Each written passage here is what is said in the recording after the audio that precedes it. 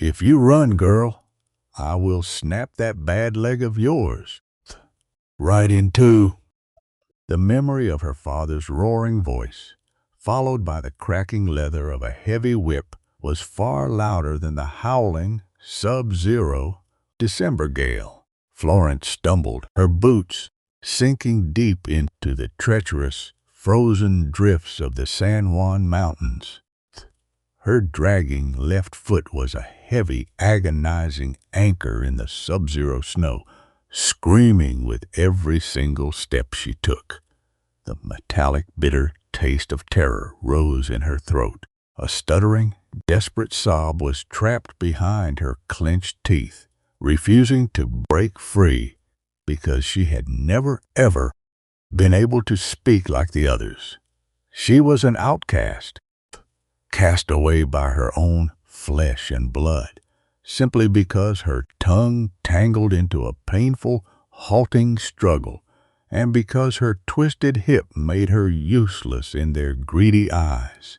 They had sold her like a broken, limping mare to a cruel stagecoach master who promised to break her spirit completely. But Florence had run.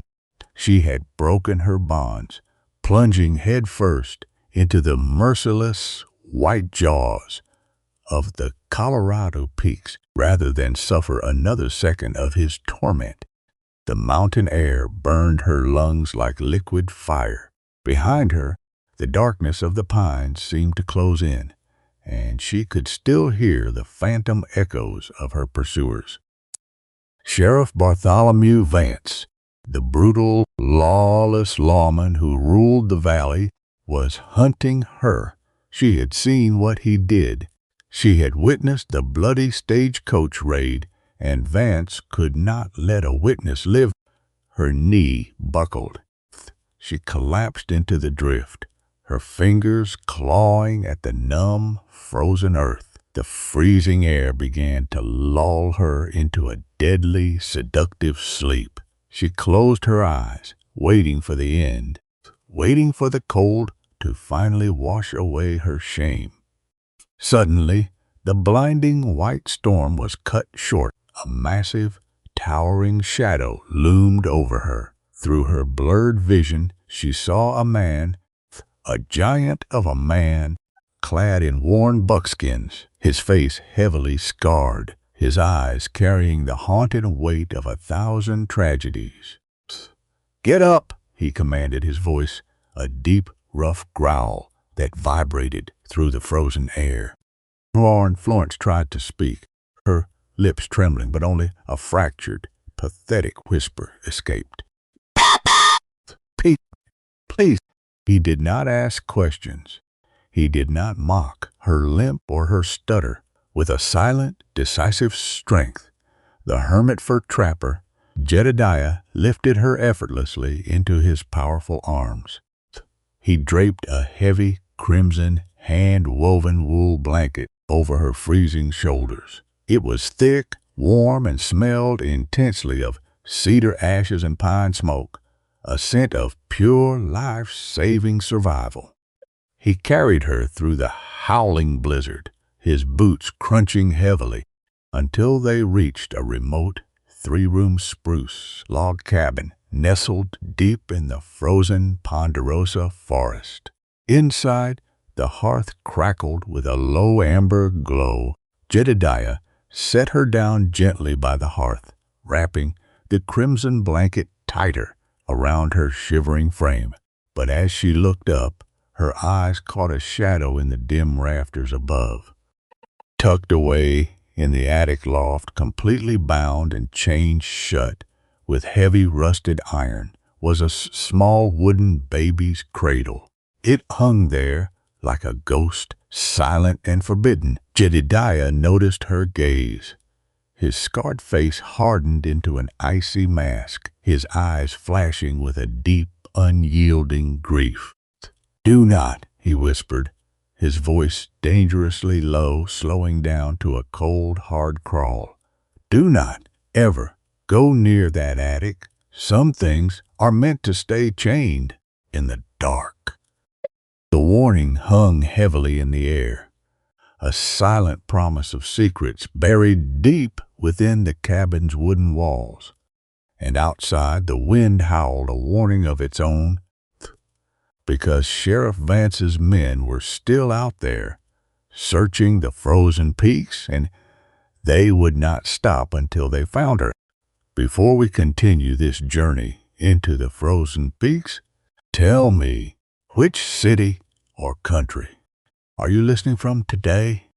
The heavy, crimson, hand-woven wool blanket, smelling of cedar, ashes, and bitter pine smoke, was the first thing her frozen skin registered.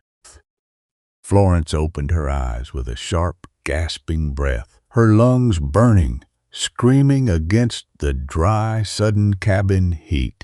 A crackling spruce fire popped in a massive stone hearth nearby, casting long, dancing orange shadows across the thick, rough-hewn log walls. But the warmth, the safety did not bring peace. It brought absolute panic, the sharp, stale odor of cheap tobacco, and the phantom clink of iron shackles dragged her back. The warmth of the fire vanished into the slate gray, freezing rain of the Denver depot months ago. The stagecoach master's sneering, bloated face loomed in her mind, his heavy hand coming down, telling her she was nothing but a broken, limping piece of trash. She bolted upright, a strangled, stuttering cry tearing from her dry throat. She tried to swing her legs out of the cot, but her left leg, stiff, twisted, and ruined, caught in the heavy folds of the wool. She tumbled forward, her bad hip giving out immediately, sending her crashing toward the hardwood floor. "Easy, girl, easy now." The voice was like grinding river stones, deep, rasping, and heavy with the rust of years of silence. A massive, calloused hand, thick with old scars, caught her by the forearm before she could hit the floorboards. She looked up, her heart hammering against her ribs like a trapped bird, her breath catching in her throat. The man towering over her was giant, his broad shoulders blocking out the light of the hearth. A thick, wild beard, heavily streaked with silver, framed a face marked by the cruel, jagged lines of an old grape-shot wound. His left eye was partially closed by a pale, puckered scar, the unmistakable brand of a soldier who had survived the worst of the war and had fled to the lonely peaks to die. I, Florence gasped, her jaw locking tight. Her tongue felt heavy, twisted, completely useless in her terror. "Please, don't try to speak," the giant said, his voice flat, completely devoid of pity. He gently, but firmly, hoisted her back onto the low cot, pulling the crimson blanket back over her trembling, shivering shoulders. "The frost, it took some of your breath. You're in my cabin, high on the San Juan Peak. You would have been a frozen corpse by sunrise if I hadn't gone out to clear the chimney." Florence shrank back against the logs, clutching the heavy crimson blanket to her chin. Her hands were shaking so violently she could barely hold the fabric. The scent of pine smoke and cedar on the wool was thick, but her mind was racing. Who was this scarred hermit? Why was he looking at her with such guarded, cold eyes? Would he keep her here, or would he sell her back? Would he hand her over to the men who had chased her into the blizzard? You? She forced the sound out, her eyes wide, tears finally spilling over her cold-flushed cheeks. Will you? Sen. Jedediah turned his back to her, his heavy, leather-bound boots thudding hard against the floorboards. He walked over to a small iron stove, pouring a cup of dark, steaming chicory. He did not look at her. His posture was stiff, defensive, like a soldier expecting a sudden volley of gunfire. He had spent 5 long years in this isolated valley, speaking only to the wind and his own tragic ghosts. Having a woman, a broken, trembling girl, in his sanctuary, it violated every vow of isolation he had carved into his scarred chest. "I don't care who you are," he muttered, setting the tin cup on a rough-cut pine table near her cot. "And I don't care who is tracking you, but you cannot stay here past the storm. A man in my position, we don't invite trouble." Trouble, the word, hung in the frosty cabin, air cold and sharp. Suddenly, a low, rhythmic thudding sounded from the porch outside. Jedediah froze. His scarred face went completely rigid. In one fluid, practiced motion, he reached for the heavy Spencer, repeating rifle, leaning against the stone mantel. Florence stopped breathing. Her hands gripped the crimson wool so tightly. Her knuckles turned white. Jedediah crept to the thick frost-rimed window, scraping away a circle of ice with his thumb. Outside, the storm was a howling white monster, but through the swirling pale gray, a faint flickering orange light could be seen descending the lower mountain pass riders, men with torches pushing through the sub-zero blizzard. "Vance," Jedediah whispered, his voice dropping to a dangerous icy register. "The sheriff's men, they are searching the ridge, even in this absolute hell." Florence's heart stopped. Sheriff Bartholomew Vance the Brute, the man who had orchestrated the stagecoach raid, the man she had seen kill 3 innocent passengers in cold blood. He wasn't just searching for an escaped mail-order bride. He was hunting a witness. If Vance found her here, they would both be buried under the mountain snow.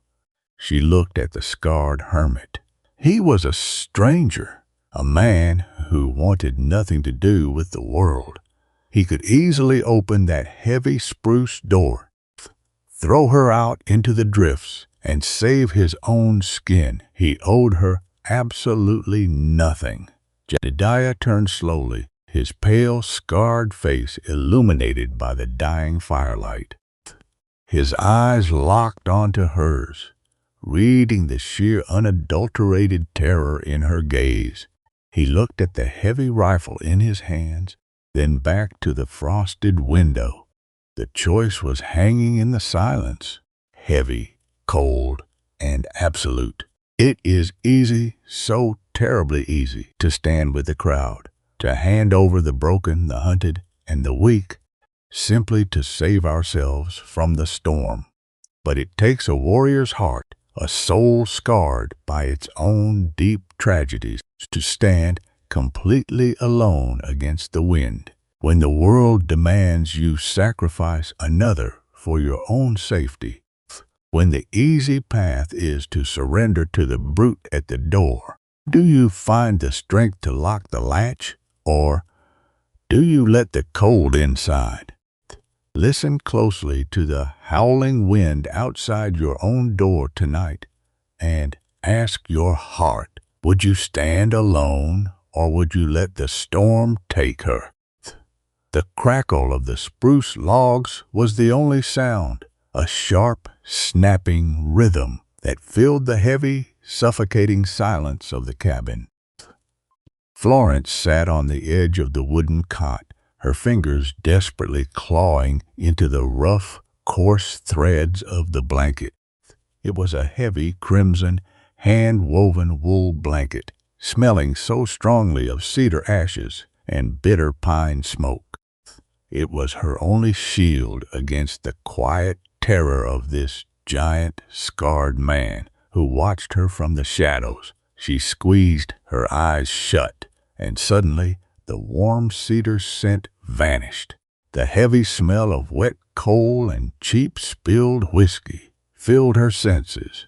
She was back on the floor of the stagecoach depot, her knees scraping the cold, filthy pine boards, while her father's voice boomed above her, telling her she was broken, telling her she was nothing but a cursed silent mouth to feed.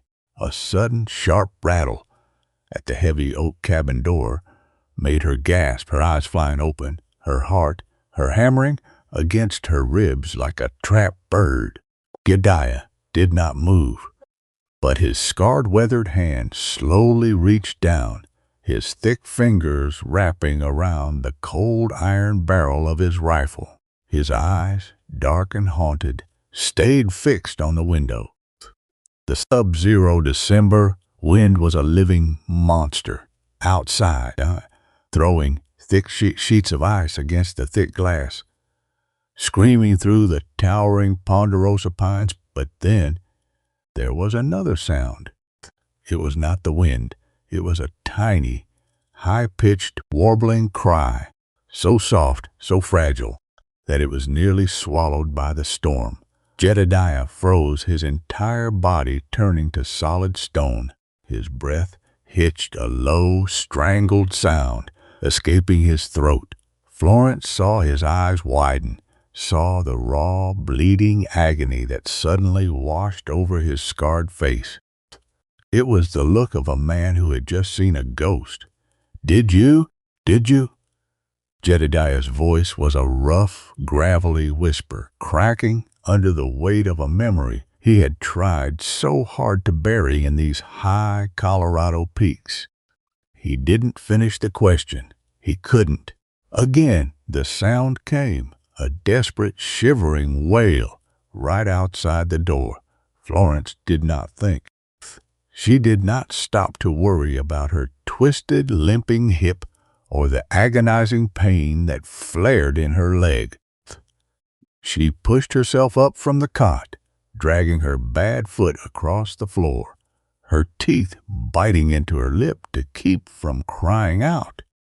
Jedediah took 2 massive steps, his heavy boots thudding against the floorboards. As he reached the door first, he threw the heavy iron bolt back. He yanked the door open. A wall of blinding, white, freezing air rushed into the cabin, instantly stealing the warmth of the fire. There on the frozen spruce timbers of the porch, half buried in a drift of powdery snow, was a small, stiff deerskin sack. Jedediah stared down at it, his rifle slipping from his fingers, clattering loudly to the floor. He stepped back, his hands shaking, his chest heaving as if he were suffocating. He could not touch it. The memory of his own sweet baby daughter, lost to the black-tongued cholera in the gold camps years ago, rose up like an avalanche, paralyzing his muscles, freezing the very blood in his veins.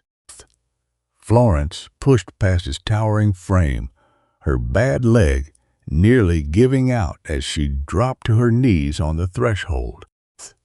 The freezing wind whipped her hair across her face, but she ignored the biting cold. She reached out, her hands trembling, as she pulled the heavy deerskin bundle into her arms.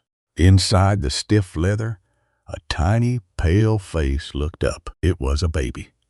No more than a year old, her little chest heaving, her tiny fingertips already a terrifying, bruised blue from the sub-zero cold. "Oh!" Florence tried to speak, but the words tangled in her throat, her stutter trapping the desperate cry of pity in her chest. She scrambled backward, dragging herself and the baby into the warmth of the cabin. She quickly pulled the heavy crimson wool blanket from the cot, wrapping the infant tight in its thick, warm folds. The rich smell of cedar ashes and pine smoke enveloped the shivering child. "Jay!" Florence gasped, her eyes wide with panic as she looked up at the giant man. Jed. She could not get his name out. Her tongue felt heavy, useless, but her eyes begged him. Jedediah looked down at her, his breathing ragged. He saw the way she cradled the baby, the way her own body shielded the child from the cold draft. Slowly, the thick ice around his heart began to crack. He dropped to his knees beside them, his massive, scarred hands reaching out. He did not touch the baby's face, not yet. Instead, he reached for a heavy kettle of hot water resting near the hearth, his movements frantic, desperate, as they worked in a silent, coordinated dance of survival. We have to get her warm, Jedediah muttered, his voice shaking. Gently, very gently, or her heart will stop. He took a clean rag, dipping it into the warm water, and gently pressed it against the baby's frozen fingertips. As the baby began to breathe a little easier, wrapped in the crimson blanket, Florence's fingers brushed against something hard hidden beneath the infant's wet collar. She pulled it out. It was a heavy silver locket, tarnished and cold, hanging from a thin, dirty ribbon. Before she could open it, a sudden, heavy metallic clink echoed from the dark rafters above them, drawing their eyes upward. Tucked away in the dusty attic, half visible through the open joists, was an old wooden baby's cradle. It was painted with faded, peeling blue paint, and around it a heavy, thick iron chain was wrapped tightly, secured with a massive padlock. Florence looked from the chained cradle back to Jedediah. The silent question hung in the air, a deep, painful mystery.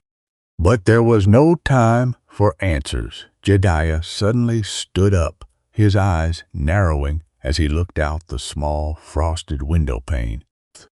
The storm was thick, but through the swirling white, his sharp hunter's eyes caught something, a line of deep, fresh depressions in the snow, winding up the steep mountain path. Someone was following them. The tracks were being covered fast by the blizzard, but they were there. "They are tracking us," Jedediah whispered, his jaw clenching, his hand returning to his rifle. "The pass, the escape trail, is completely blocked by the drifts. We are trapped." He looked down at Florence and then at the tiny baby wrapped in the red blanket. "And they are coming." The sub-zero wind screamed through the tall, frozen ponderosa pines of the San Juan peaks, casting a heavy, suffocating weight over the remote spruce log cabin. Inside, the air was thick with the smell of burning green wood and the bitter metallic tang of unspoken fear. Between them lay a vast icy canyon of silence. Florence sat on the very edge of the wooden cot, her fingers desperately clawing into the coarse, thick fibers of the heavy, crimson, hand-woven wool blanket. She did not dare to move. She did not dare to let her bad leg brush against the floorboards, fearing the scraping sound of her own crippled hip would break the fragile peace of this warm sanctuary. Across the room near the massive stone hearth, Jedediah stood like a scarred, silent mountain himself. His broad shoulders were tense, his eyes fixed on the frosted glass of the small window. He was a man who had lived with ghosts for so long that the presence of a living, breathing woman and a tiny, fragile infant seemed to shake the very foundations of his lonely, isolated world. Then, without warning, a sharp, violent crack echoed through the back room. The howling gale outside had finally broken through. A heavy, ice-laden branch had snapped from the ancient pine overhanging the roof, crashing directly through the small glass window pane of the storage room. Instantly, the sub-zero December air surged into the cabin like a freezing flood, bringing with it a blinding swirl of white crystalline snow. The temperature in the three-room cabin plummeted in a matter of seconds. Jedediah swore under his breath, his heavy boots thudding against the floor as he rushed toward the back room.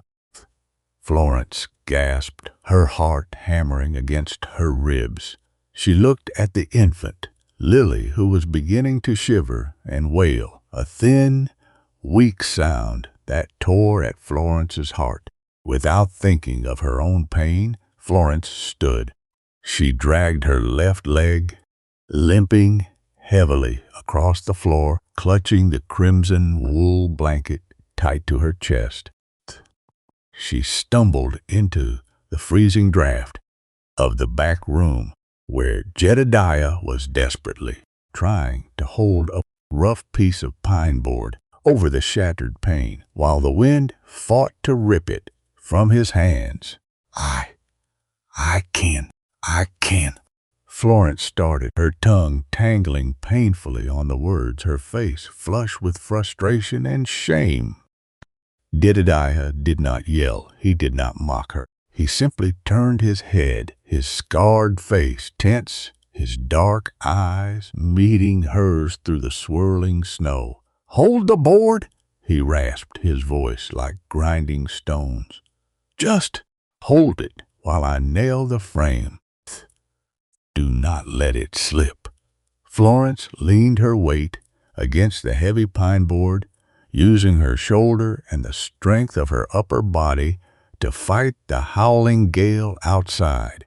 The wind screamed through the cracks, biting at her face, but she held on, her teeth clenched, her body trembling from the cold and the sheer effort. Jedediah's large, calloused hands moved with practiced military precision, driving the heavy iron nails into the wood. Their bodies were close, so close she could smell the cedar ashes and the wild, musky scent of his leather coat.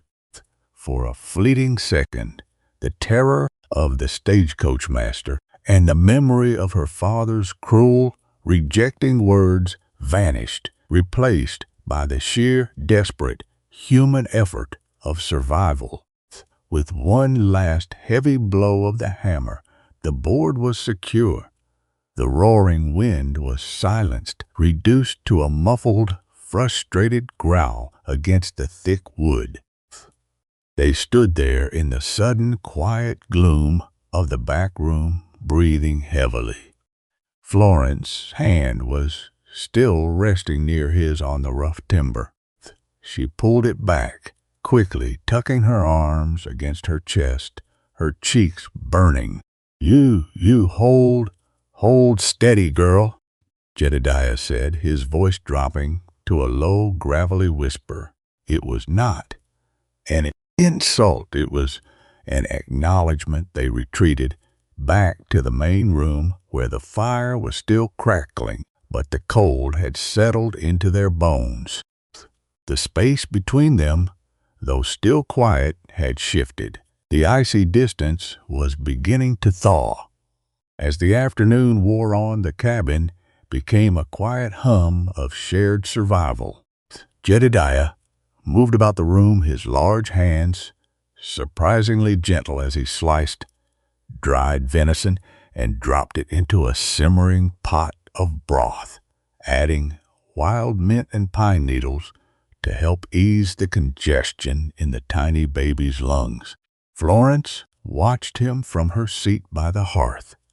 She saw how he carefully tested the temperature of the broth on the back of his scarred wrist before offering a spoonful to the infant. The baby Lily was burning. Her little face was flushed, a bright, dangerous red, and her tiny frozen fingertips, though no longer blue, were hot to the touch. She was restless, whimpering in her sleep, wrapped in the crimson blanket. Florence rose, her limp, less hesitant now, and came to sit on the low stool beside the cot. She took a clean, damp cloth from the basin of warm water and gently began to bathe the baby's forehead. She needs to be elevated, Florence whispered, her voice halting but determined. The floor has a draft. Jedediah paused, his heavy brow furrowing. He looked at the baby, then looked up toward the ceiling, toward a small dark wooden hatch in the corner of the room. The silence returned heavy and suffocating. A sudden, deep shadow seemed to fall over Jedediah's face. The scars on his cheek tightened, and his hands began to tremble slightly as he stared at that dark hatch.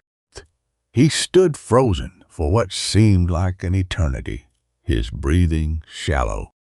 The sharp, dry odor of old, dusty lavender and the phantom sound of a distant, high-pitched laugh seemed to fill the room, dragging him back to the gold camps of his youth. The memory of the black, thick smoke of the cholera pits, the smell of vinegar used to wash the bodies, and the agonizing, final, choked breath of his infant daughter echoed in his mind. He had locked it all away. He had chained it in the dark, hoping the cold would freeze the memory forever. Slowly, Jedediah dragged a heavy pine bench beneath the hatch. He climbed up, his boots creaking on the wood, and pushed the trapdoor open. A shower of dust drifted down, dancing in the amber firelight. He reached into the dark, empty space of the attic, and after a long, agonizing moment, he pulled something down. It was heavy. It was dark. When he placed it on the cabin floor, the sound of iron clinking was deafening. It was a baby's wooden cradle, tucked in Silas's attic, painted with the faded names of his past family, chained shut.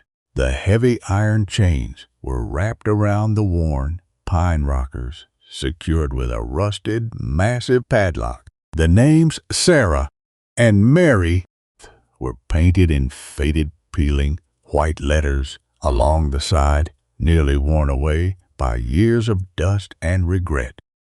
Florence held her breath, her hand covering her mouth as she saw the pain etched into every line of Jedediah's face.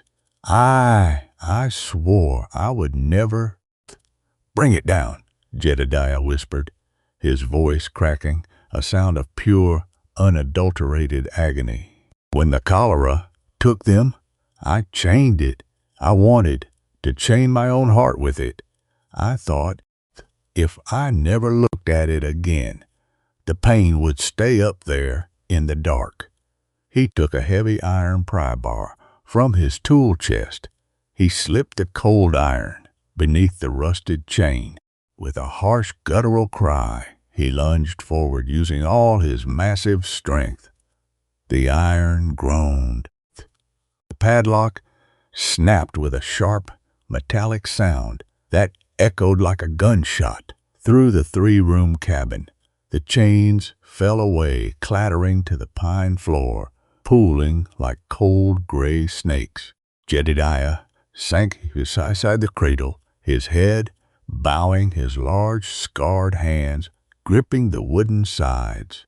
He was weeping, silent, chest-heaving tears that he had held back for nearly a decade. Florence did not hesitate. She got down on her knees, disregarding her twisted hip, and slid across the floor until she was beside him. She did not. She knew her words would only tangle in her throat. Instead, she took the heavy crimson wool blanket and wrapped it around his broad, trembling shoulders, and then she placed her hand, her small, smooth hand, gently over his scarred, calloused fingers. They stayed there in the warmth of the fire, the hermit and the outcast, bound together by the shared, broken pieces of their lives.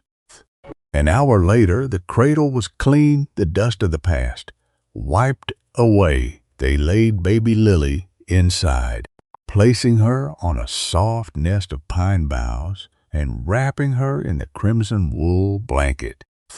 The gentle rocking motion of the cradle seemed to soothe the infant, her breathing becoming steadier as the herbs and the warmth did their healing work. Jedediah sat on the floor, his back against the stone hearth, watching the cradle rock. Florence sat beside him, her head resting against the log wall. You have a gentle heart. Jedediah, she said the words, coming slowly but clearly now. The stutter was still there, but in the warmth of this room it did not feel like a cage. It felt like a soft, halting melody. He turned to look at her, his dark eyes searching her face. I had forgotten what it felt like, he murmured, his hand moving slightly, his fingers brushing against the hem of her sleeve. To care for something, to fear losing something again. I am a dangerous man, Florence. The world, it does not want people like us. We are here, she whispered, her eyes locking onto his. We are alive. The pull between them was undeniable, a quiet magnetic heat that had nothing to do with the fire and everything to do with the deep aching need to be seen, to be accepted for exactly who they were. He saw past her limp and her broken speech. She saw past his scars and his terrifying silence. But the mountain never allowed peace to last for long. Suddenly, a sharp, distinct sound cut through the quiet crackle of the fire. It was not the wind. It was the muffled, rhythmic, heavy thud of iron-shod hooves packing down the deep, frozen snow outside. And then the sharp, panicked whinny of a horse echoed from the timber just beyond the clearing. Jedediah's eyes went wide. He was on his feet in an instant, his soldier's instincts taking over. He reached for his Winchester rifle, leaning against the wall, his face instantly hardening back into the cold, ruthless mask of a hunter. "He is coming!"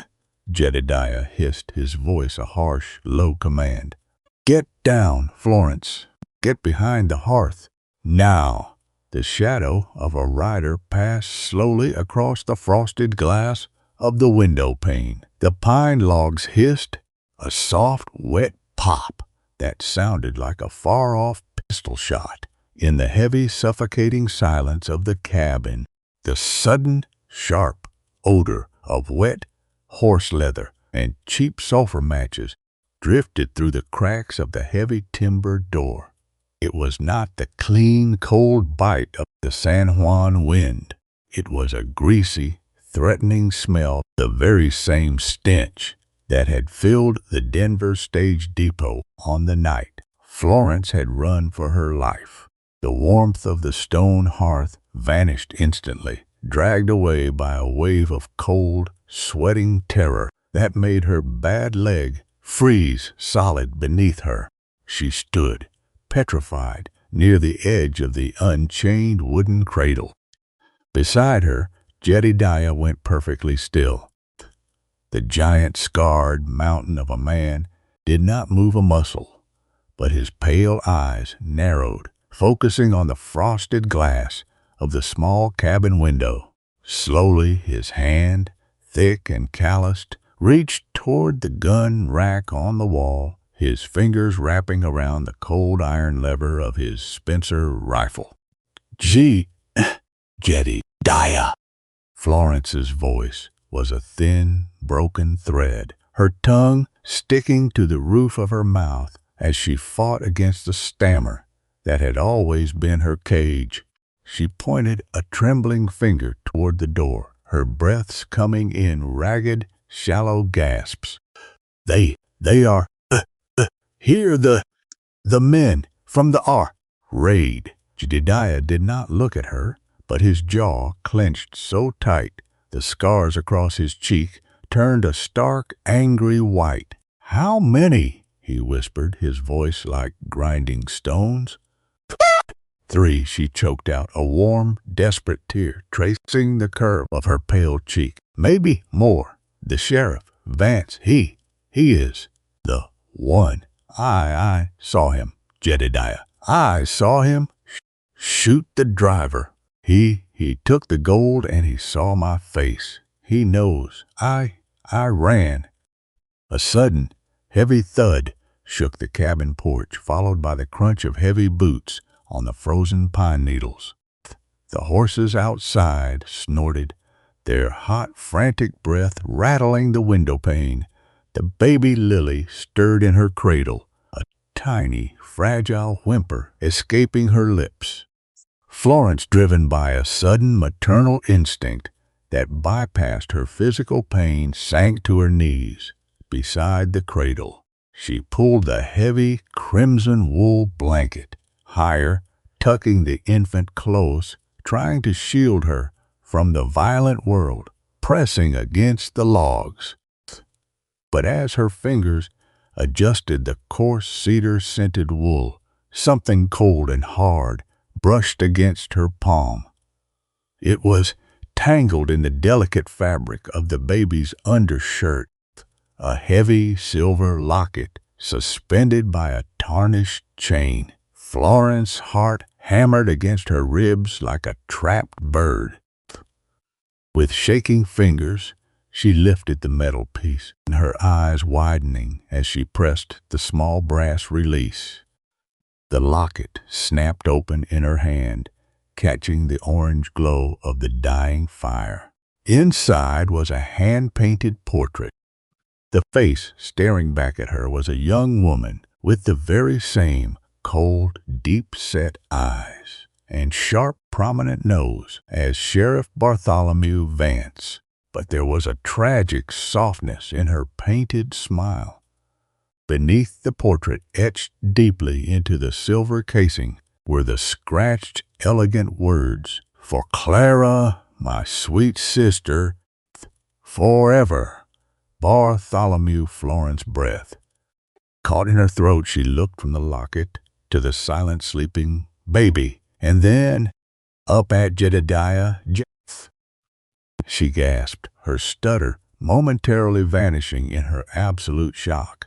"El, look, the baby. She is his own." "Sheriff!" Jedediah growled, his voice cutting her off as he stepped in front of the window, shielding them with his massive frame. "He didn't come just for you, Florence. The child, she is his sister's. His sister Clara, the witness who died. Lily is Vance's own, orphaned niece." Before she could process the weight of the revelation, a booming, arrogant voice shattered the freezing mountain air, carrying over the howling blizzard. "Trail!" The shout was loud, commanding, and dripping with malice. "I know you're in there, you scarred, rebel bastard. And I know you're housing a thief and a stolen brat. Out, out! Bring the girl and the babe out to the snow, or we will burn this cabin down with every single one of you inside." A heavy boot kicked the oak door, making the iron hinges shriek in protest. "You have 1 minute, Trail," the sheriff roared, his laughter cold and hollow like the winter wind. "Don't die for trash that can't even walk, and a cold babe that belongs to the law." They were backed into a corner. The remote 3-room cabin, once a warm, healing sanctuary, was now a wooden coffin. The sub-zero wind screamed through the trees, carrying the smell of kerosene and death. Jedediah stood in the center of the room, his finger resting on the cold trigger of his rifle, his eyes burning with a terrible ancient grief. He had lost a wife and a daughter to the cold gold camps years ago. He had chained his heart shut to survive, but now the world was demanding he choose between his safe, quiet isolation and the lives of two helpless souls who had crawled into his shelter. Florence huddled on the floor, holding the silver locket tight against her chest, looked up at him through her tears. Her body was weak, her leg was crippled, and her voice was broken, but her spirit was a blazing defiance. If they stepped out into the snow, Vance would kill her to keep his secret, and he would take the baby to erase the last trace of his sister's blood. If they stayed, they would burn. The silence inside the cabin was deafening, broken only by the tick, tick, tick of the silver locket swinging on its chain. The shadows of a brutal world close in, and the wolves are howling at the heavy timber door. Do we stand alone in the freezing dark to protect an innocent soul, or do we let the storm carry them away to save our own skin? If you were Jedediah, standing in that fading firelight with a rifle in your hand and a terrified woman at your feet, would you open that door to offer a desperate compromise bargain, or would you hold the line, fighting to your very last breath for the broken and the defenseless who have finally made this cabin a home? The heavy spruce cabin door did not just open. It exploded inward with a deafening, splintering crash that shook the very foundations of the logs.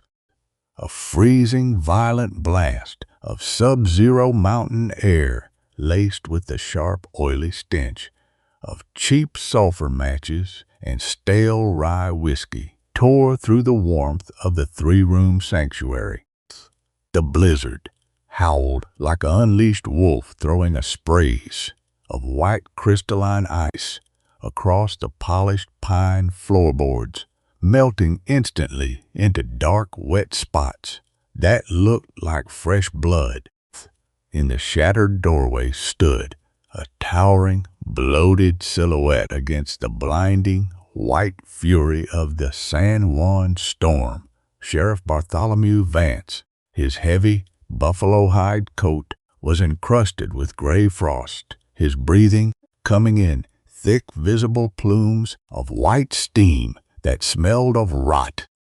His dark eyes, cold and greedy, scanned the room, settling first on the glowing embers of the hearth, then on the small, trembling figure of Florence, and finally on the heavy iron lever-action rifle in Jedediah's hands. Behind the sheriff, two of his deputies hovered like shadows in the gray, swirling snow, their hands hovering close to their holstered Colts. Vance stepped inside, his heavy spurred boots grinding the spilled snow into the wood. The floorboards groaned under his weight. He smiled, a slow, greasy curl of his lips that did not reach his yellowed eyes. "Well now," Vance's voice was a low, gravelly rumble, mocking and wet. "I'll be damned. A cozy little nest you've got here, hermit, but you're harboring a fugitive, a mute, useless little thief who saw something she shouldn't have in the high pass." The memory of the stagecoach raid rushed back to Florence with the force of a physical blow. The cold, wet iron of the carriage wheel, the smell of black powder, the screaming horses, and Vance's bloated face as he shot the driver in cold blood. Her lungs seized.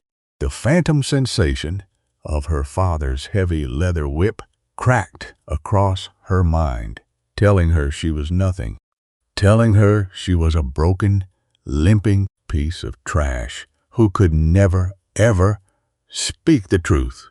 Her left leg, her crippled hip, throbbed with a white-hot, agonizing pain.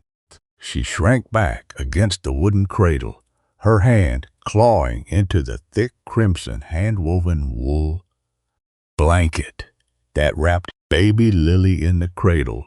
Lily, the silent, fragile infant, let out a soft, frightened whimper, her tiny, frozen fingertips twitching beneath the cedar-scented wool. Jedediah did not flinch. He stood like a scarred ancient mountain, his broad shoulders blocking the wind, his pale soldier's eyes locked on Vance's chest. The scars on his face, livid and white, against his weathered skin tightened. He did not raise the rifle, yet but his finger was a steady frozen curve on the cold trigger. "You're on my land, Vance," Jedediah said, his voice a low, dangerous growl that carried the weight of a man who had seen too much death in the trenches of the war. "And you're breathing my air.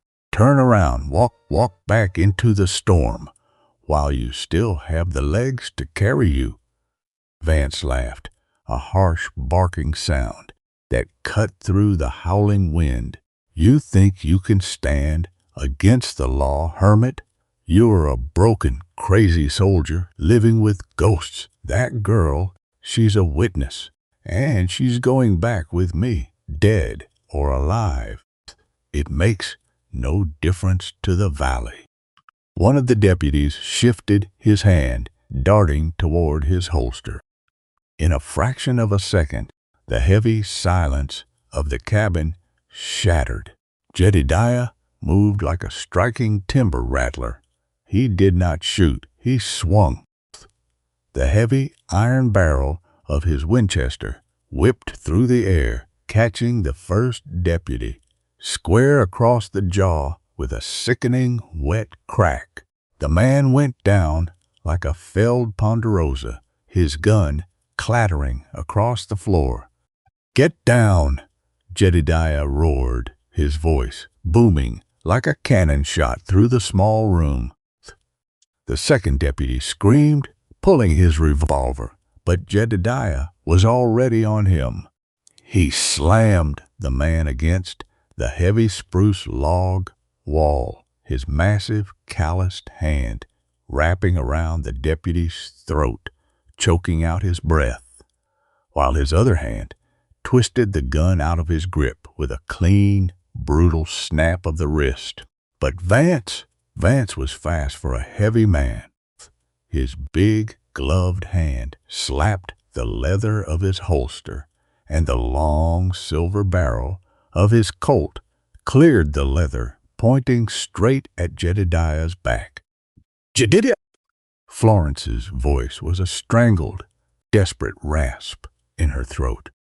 She tried to scream, but the stutter, the heavy, suffocating wall in her chest, locked her jaw tight. She could not speak. She could not save him. Vance cocked the hammer of his revolver, a sharp, metallic click that sounded like a death knell. "Say goodbye to your mountain hermit."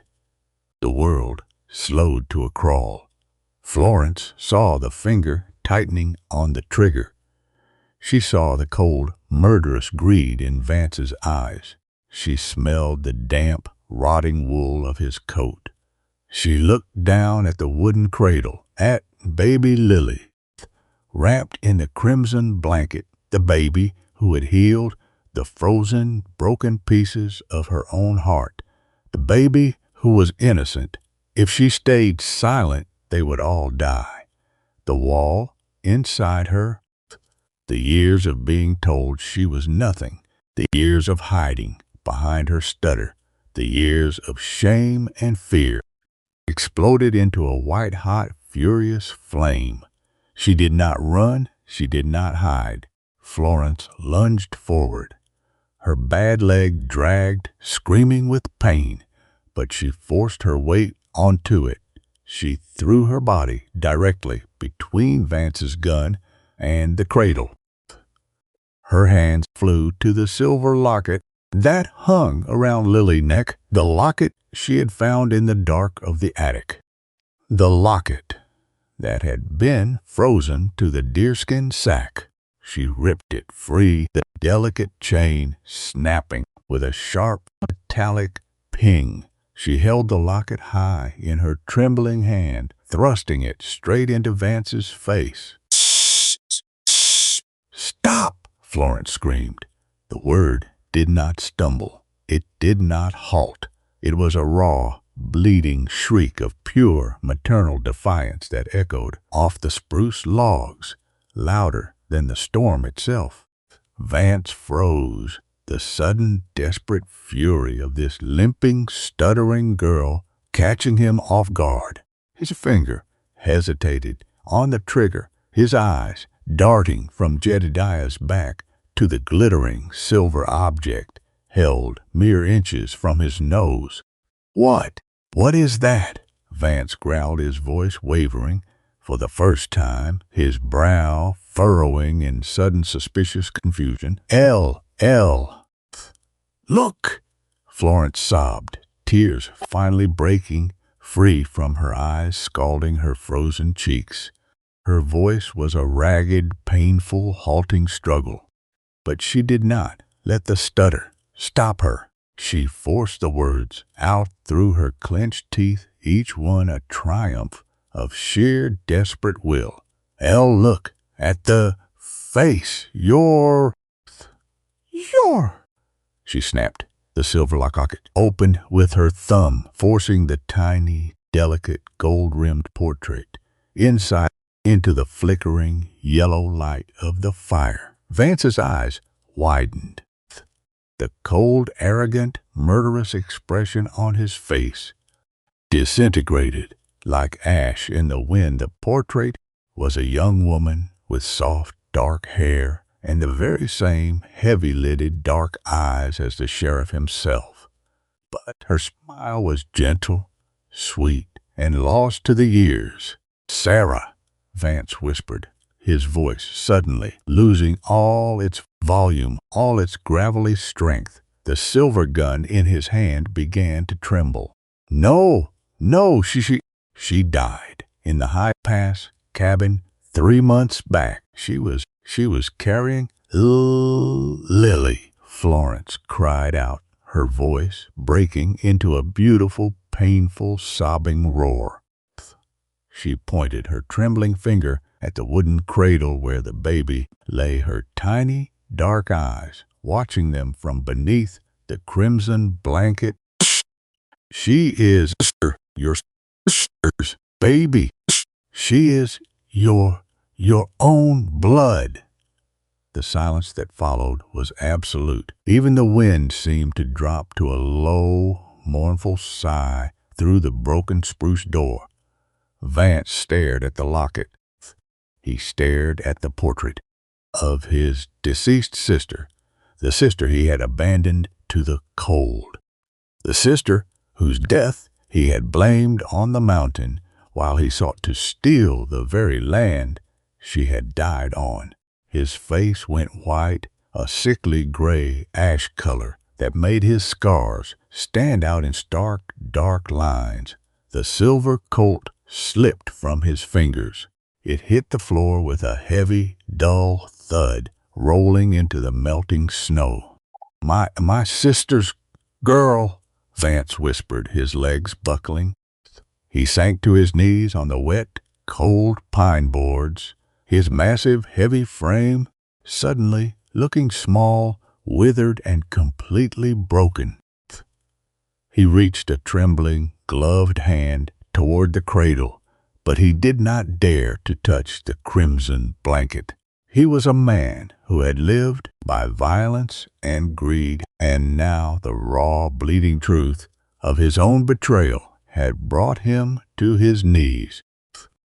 Jedediah stepped back, his chest heaving, his rifle still lowered, but his eyes soft with a deep, silent understanding. He looked at Florence.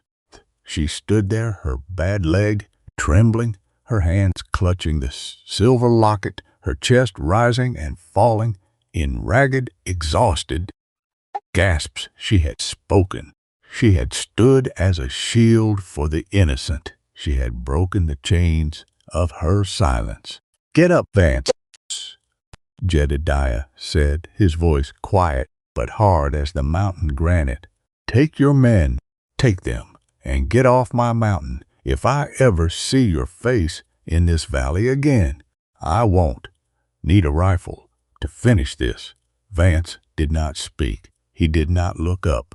He slowly dragged himself to his feet, his deputies groaning as they pulled themselves up from the floor, holding their bruised and bleeding faces. Without a word, the sheriff turned, his heavy boots dragging as he walked out into the howling, white fury of the storm, his men following like whipped dogs, their figures swallowed up by the dark December blizzard. Jedediah walked over to the shattered doorway. With his massive, strong hands, he lifted the heavy oak bar and forced the broken door shut, wedging it tight against the wind with a heavy pine log. The cold was shut out. The cabin was quiet. Only the soft, gentle popping of the spruce fire in the stone hearth remained. Florence let out a long, shuddering breath, her legs finally giving out beneath her. She began to fall, but she did not hit the floor. Jedediah's strong, scarred arms caught her, catching her with a tenderness that belied his massive, rugged size. He gathered her up, his heart beating a steady, calm rhythm against her cheek. He carried her slowly back to the hearth, wrapping her and baby Lily together in the heavy, crimson, hand-woven wool blanket that smelled so strongly of cedar, ashes, and pine smoke.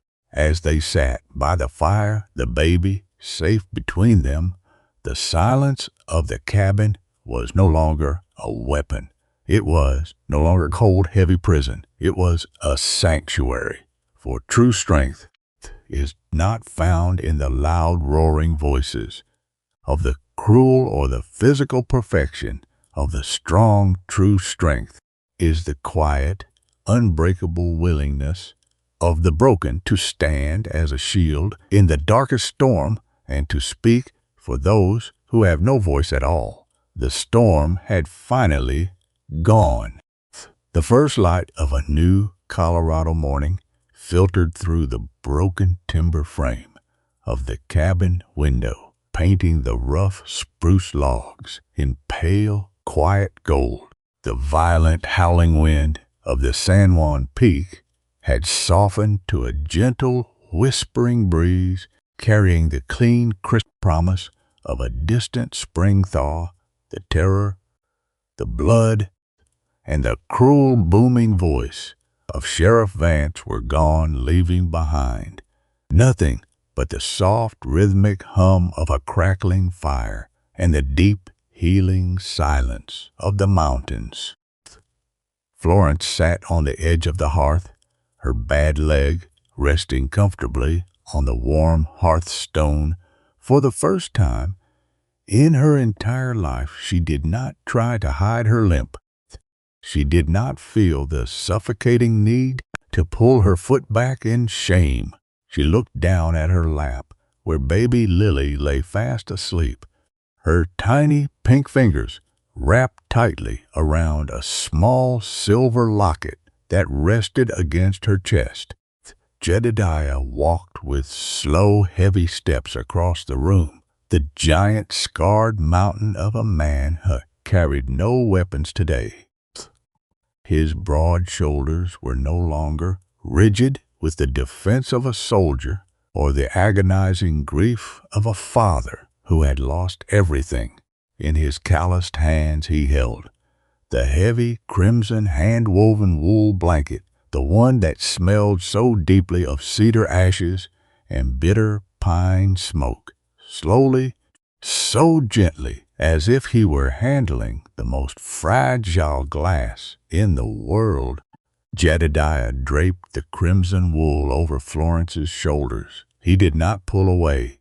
Instead, he knelt down on the pine floorboards beside her, his massive hand resting on the edge of the blanket, right next to her hand.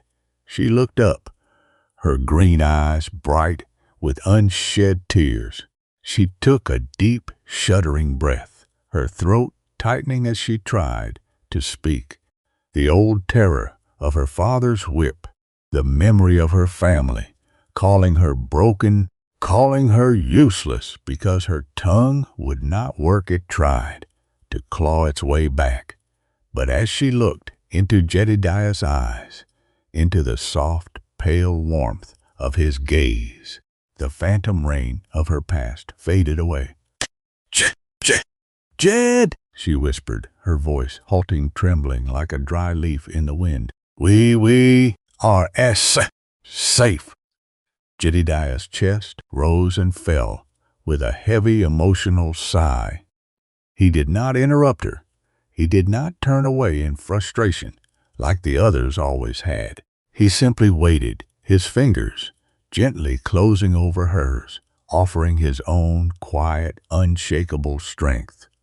Yes, Florence, he murmured, his voice low and thick with emotion. You are safe. We are safe. In that quiet, sunlit room, the true meaning of rebirth settled over them. Home was not a place free of scars or physical pain. It was not a grand house built of perfect timbers. It was this, a scarred, lonely soldier, a limping, stuttering woman, and an orphaned child, wrapped together in a single crimson blanket, warming one another against the cold, cruel world. The heavy chains of Jedediah's attic cradle had been broken, and Florence's silent cage was still. As the golden light slowly filled the room, warming their skin and driving away the last lingering shadows of the December storm, one final, beautiful truth remained. If two broken souls can find a sanctuary in the deepest, most freezing winter, what beautiful things might grow when the spring finally comes. The San Juan peaks have a way of testing the very limits of human endurance. But as the snows melt into the valley, we are reminded that no winter is everlasting. Outcast souls like Florence and Jedediah, they teach us that the deepest, most jagged scars can become the very foundations of a sacred sanctuary. Their love was not born of easy golden days, but of a shared quiet courage, a fierce, stubborn willingness to wrap each other in the warmth of that crimson wool blanket and stand together against the biting cold. Now, as you look back on their frozen journey of survival, I must ask you, when your own world is at its coldest, is it better to stand alone in your own quiet strength, or is it always worth the risk to open your heart and show deep compassion to another broken soul? Tell me your thoughts in the comments below. Let us talk of resilience and the quiet healing power of love. But the high mountains never truly stay quiet for long. Next time on Mountain Heart Whispers, we journey to the dark, forgotten mines of Eagle Ridge, where a mysterious mute stranger arrives carrying a heavy brass key that unlocks a dark secret, a secret Jedediah swore he would take to his grave. Do not miss the storm that is coming next.